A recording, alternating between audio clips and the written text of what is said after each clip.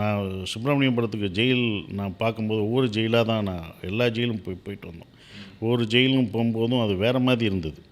இன்னும் வந்து நம்பர் கொடுத்து எல்லாருக்கும் white and shorts white and white கொடுத்து அப்படின்ற ஒரு இது கொடுக்கணும். அது வந்து தண்டனை கைதிகளுக்கு தான் இருக்குது. ஸோ அப்போ மித்தபடி நம்ம வந்து கலர் இதிலே இருக்கலாம், நம்மளுடைய ட்ரெஸ்ஸில் இருக்கலாம். தண்டிக்கப்பட்டு குற்றம் நிரூபிக்கப்பட்டால்தான் அவங்களுக்கு தான் வந்து இது கொடுப்பாங்க. நிரூபிக்கப்படாதவங்களுக்கெலாம் வந்து நார்மல் இதில் தான் இருப்பாங்க. அப்படி அந்த டிஃப்ரென்ஸே நம்ம சொல்லலாம். நம்ம ஜெயில் அப்படின்னு போட்டால் நம்ம சினிமாவில் வந்து காமிக்கிற மாதிரி நீங்கள் சுப்பிரமணியபுரமில் உனக்கு மாற்று உடை கூட எடுத்துகிட்டு வந்திருக்கோன்ற ஒரு விஷயம் அதெல்லாம் சொல்லுவாங்க. நான் போட்டிருக்கிறது வேறு, எனக்கு இன்னும் தண்டனை இதாகலை. ஆனால் என் கூட பேசிகிட்டு இருக்க ஒருத்தர் தண்டனை கைதி, அவர் வந்து ஷார்ட்ஸும் இது தான் போட்டிருப்பார். ஸோ அந்த டிஃப்ரென்ஸ்லாம் நம்ம அங்கே போகும்போதே நமக்கு தெரிஞ்சது. மனு கேட்டில் எப்படி போட்டு என்ன மனு காமிச்சோம்னா எப்படி போவாங்க, இதெல்லாம் தெரிஞ்ச ஒரு விஷயம்.